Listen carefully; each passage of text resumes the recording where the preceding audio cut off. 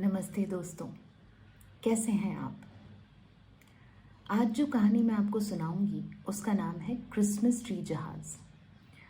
Originally ये कहानी अंग्रेज़ी में लिखी गई है कैरल क्रेन द्वारा और इसके चित्रकार हैं क्रिस एलिसन। कुछ ही दिन पहले हमने क्रिसमस मनाया और मैं आप सभी के साथ ये कहानी उसी वक्त शेयर करना चाहती थी पर नहीं हो पाया। तो आइए आज सुनते हैं क्रिसमस ट्री जहाज़। क्रिसमस ट्री जहाज़। इस बात में कोई संदेह नहीं कि एल्जी, पर्ल और हेज़ल के लिए क्रिसमस का समय ही वर्ष का सबसे अच्छा समय है। नवंबर के बर्फीले दिनों में वह तीनों स्प्रूस के पेड़ इकट्ठे करके क्रिसमस ट्री जहाज़ में लादने में अपने पिता की सहायता करती हैं। एक महानगर तक स्प्रूस के पेड़ ले जाने के लिए पिता जहाज को मिशिगन झील के पार ले जाते हैं। एक बार जब क्रिसमस ट्री जहाज झील में खो गया तो लड़कियां अपने पिता के घर लौटने की प्रतीक्षा करती रहीं। लेकिन जब अगला नवंबर आ गया तब एल्जी, पर्ल और हेज़ल और उनकी माँ समझ गईं कि उन्हें क्या करना होगा।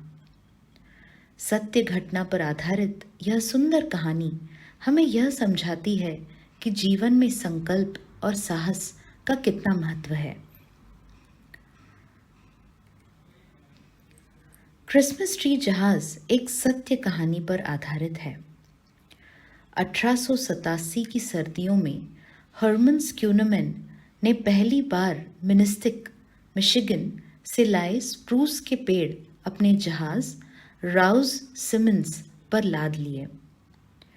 मिशिगन झील में जहाज चलाते हुए ठीक क्रिसमस के समय उन पेड़ों को वह शिकागो ले आया।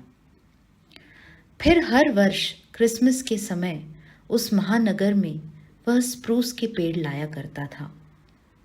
लेकिन 1912 की सर्दियों में उसका जहाज राउज सिमन्स झील में खो गया।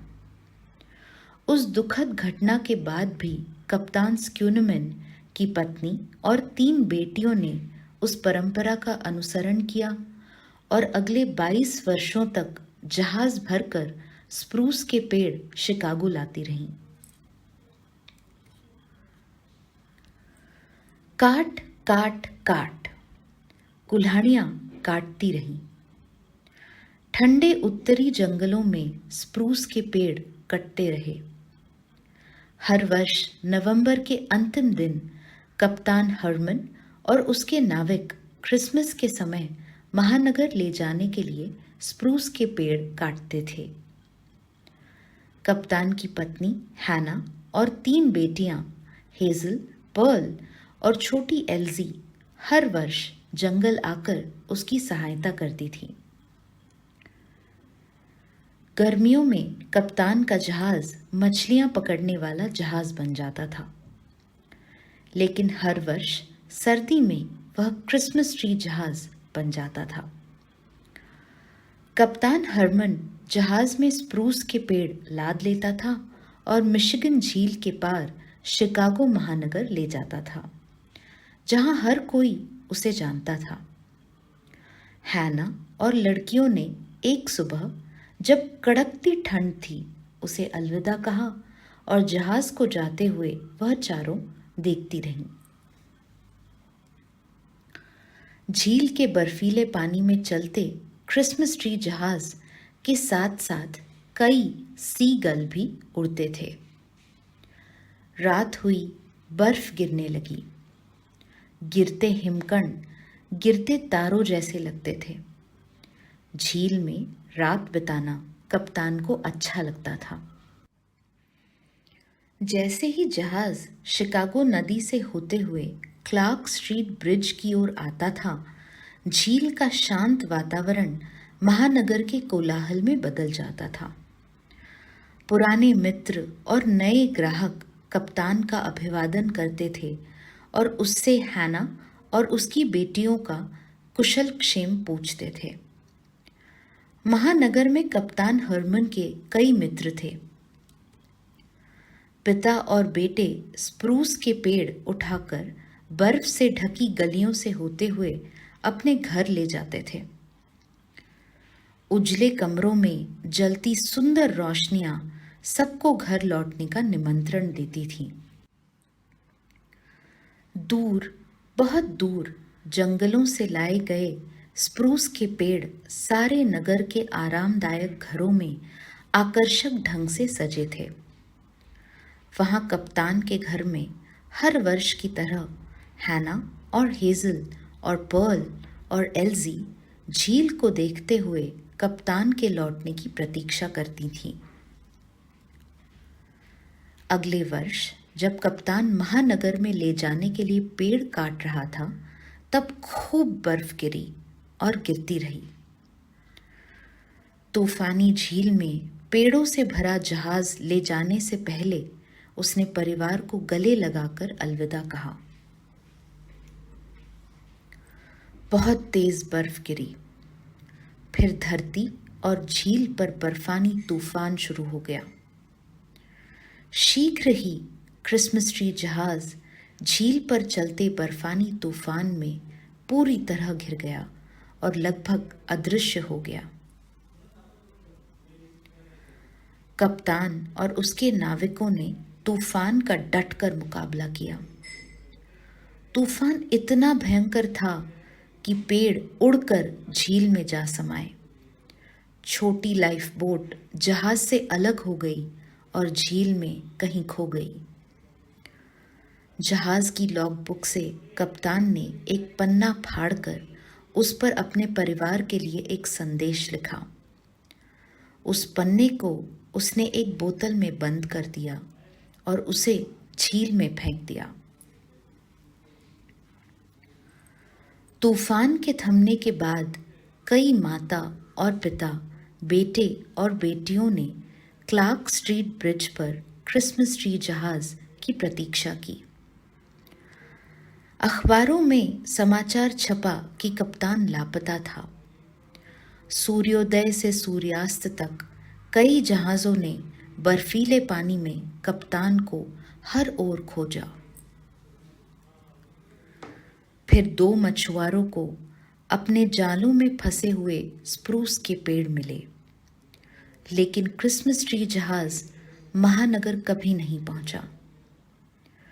कुछ दिनों बाद विस्कॉन्सिन के तट पर एक बोतल मिली। बोतल के अंदर कप्तान हर्मन का संदेश था।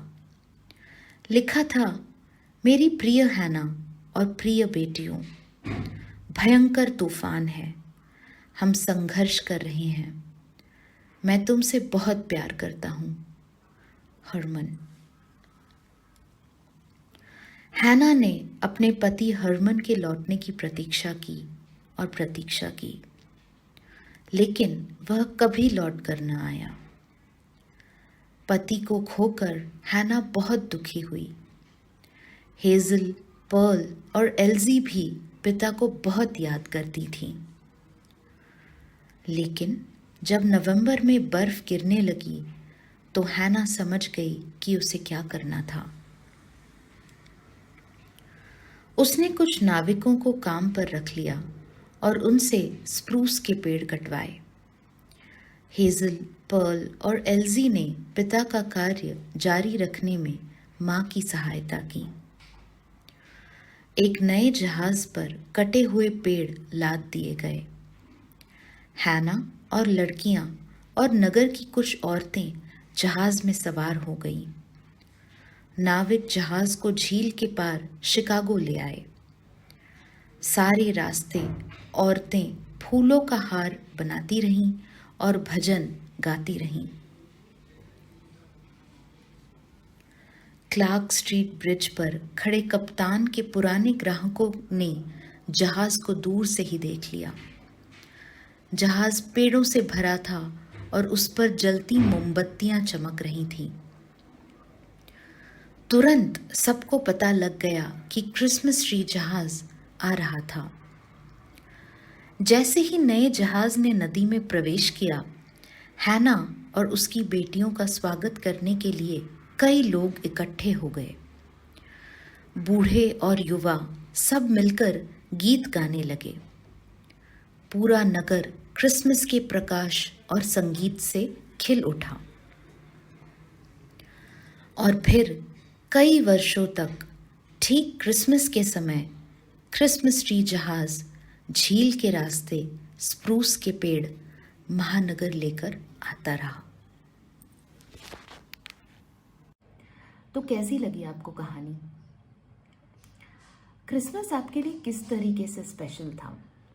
जैसे अगर मैं अपनी बात करूं तो इस बार मैंने अपनी फैमिली मेम्बर्स के साथ मफ़िन्स बनाए और पहली बार आइसिंग ट्राई की और हम सभी को बहुत मज़ा आया। तो आपने इस क्रिसमस पर स्पेशल क्या किया? हमें बताइए wordsworthworkshops@gmail.com पर। मुझे आपके लेटर्स का, आपके ईमेल्स का इंतज़ार रहेगा। अगली बार अगली कहानी के साथ फिर मिलेंगे। तब तक के लिए नमस्कार।